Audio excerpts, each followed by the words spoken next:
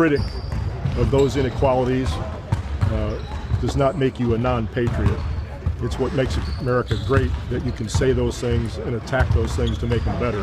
That's what a lot of other countries don't have. You know, you lose your freedom when you do that.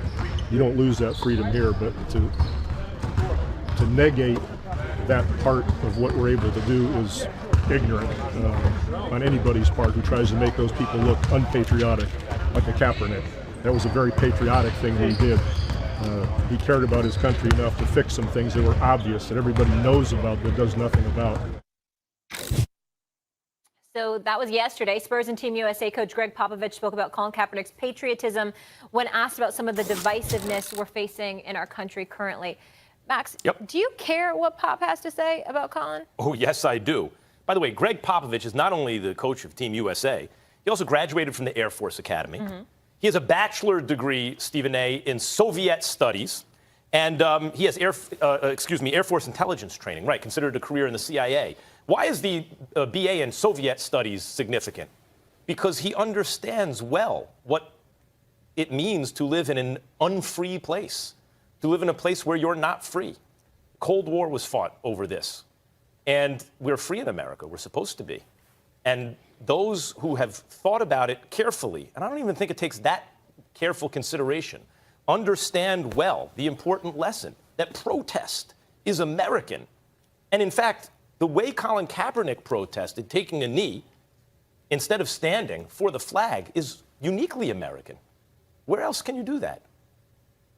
You think about what that really means. Do you want to live in a place where it is essentially mandated, either legally or even you become a pariah if you don't, right? There's such social force exerted that you can't work. You want to live in that place where you can't say what you think? Because the idea of America is that you can. And Popovich's bigger point, and I think this is important to really understand, is that in order to make a more perfect union in the preamble to the Constitution, we are always striving to make this place better. And even if that means someone needs to protest or feels they need to protest a symbol of the country in order to make the point we are not living up to those ideals, well, that is American. It's patriotic. I've said this during the original conversations we had, Stephen A. There weren't really debates about the Kaepernick issue. There's a difference between nationalism. I love where I'm from because I'm from there, and no matter what, I'm going to support it. And patriotism. Patriotism is a different thing than nationalism. Nationalism is a bad thing, always. Patriotism is a good thing. And Colin Kaepernick, according to Popovich and me and people who have thought about this, even a little bit, is acting patriotically when he protests even the flag. Well, first of all, I 1,000% agree with you. I think I'm very, very interested in whatever Gregg Popovich has to say. He has an incredible level of credibility to his arguments. Obviously, he's a highly intelligent and accomplished individual. He's very patriotic in his own right with some of the stances that he has taken on behalf of the black community and various other disenfranchised communities throughout this nation. And I applaud him and all the things that he has done, and not to mention the fact that he's representing USA. So it's completely apropos that he addressed this subject, the manner in which he has addressed it, and also in this process of doing so, making sure to remind his players that this is even bigger than representing your team. You're representing the United States of America. And in this particular day and time, in this day and age, it's going to be incredibly imperative that you conduct yourself in a very patriotic fashion because you're representing our nation abroad. And it's incredibly important that you recognize that and handle yourself accordingly. So I agree with you, Max Kellerman. But I do think that it's important to point out one thing.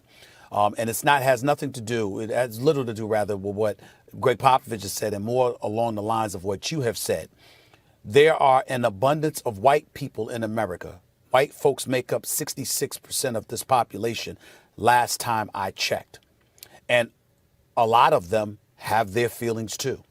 And They feel differently than me. They feel differently than you. They feel differently than an abundance of other people. Obviously, I'm not talking about all. I'm not talking about most. I'm just talking about some of the folks out there that live in our nation.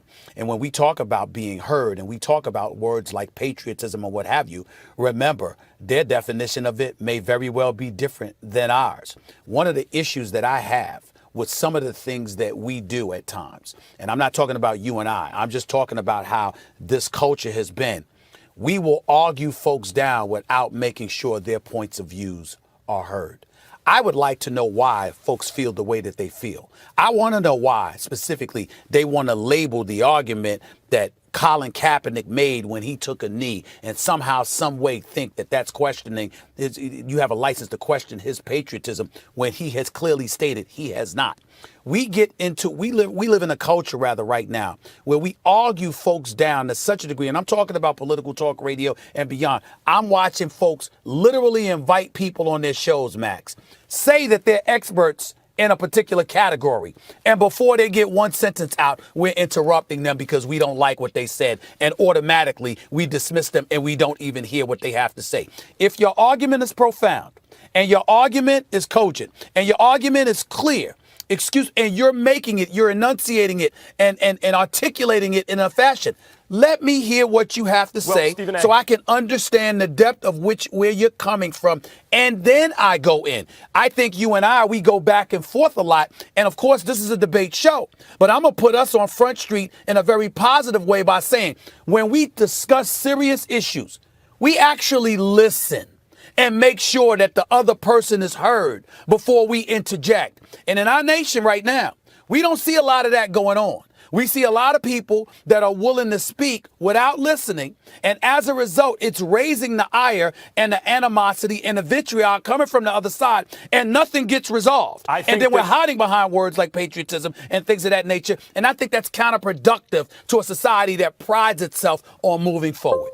I think that it is a good general point to make, that it's good to listen to people and to hear their points of view and to not condescend or patronize. I think that's a generally good point. And in our discourse, as you know, in our civil discourse, we should consider that.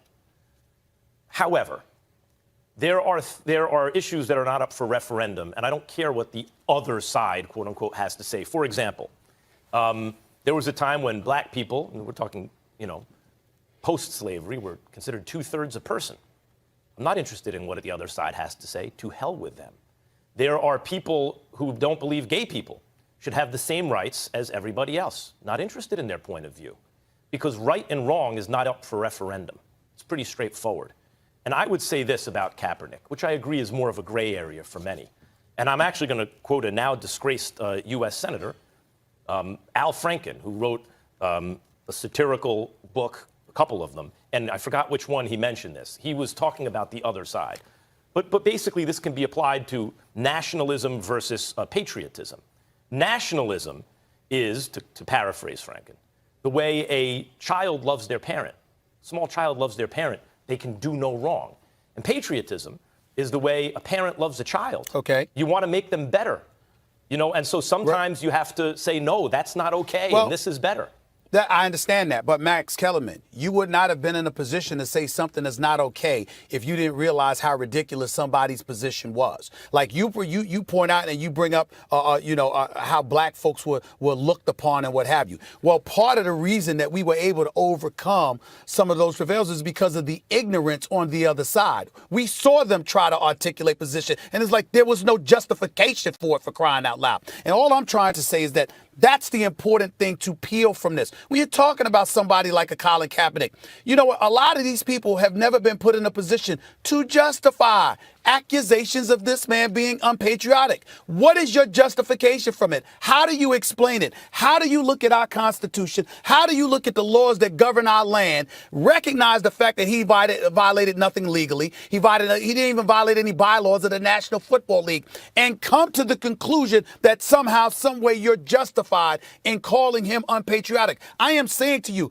on many, many, many occasions, nobody has been brought to the forefront and really forced to answer that question, because the second they utter a syllable out of their mouth, they are interrupted, they are shut down. Nobody wants to hear what the hell they have to say, and to therefore expose and illuminate the level of ignorance that might be emanating from them. Sometimes that's a strategy that could work if we utilized it a little bit more. I agree. And I don't think we do it. I think there's a good sentiment in what you just expressed. And partly, let them hang themselves, so to speak, with their own absurdity of their arguments. Those who would be on the wrong side of history, for example, those who would want to express that black people are in fact 2/3 of a person, or gay people shouldn't have the same rights as everyone else. I would say this: the reason I like that sentiment that you expressed is because I think a lot of the reluctance to hear out the other side or hear out someone with a different point of view is because in our current climate, we don't believe that the other side are actually good faith actors. We don't believe that they are open to listening or expressing a point of view in such a way that there can be dialogue, that they're then allow them to expose themselves as bad of the other side. Then allow them to expose themselves as bad actors. It's real easy. It's real easy to bloviate and run your mouth if you're whatever side you're on. It's real easy to bloviate and run your mouth when you don't have to put yourself in a public forum and explain exactly where you stand. It's real easy to run on sound bites and then run away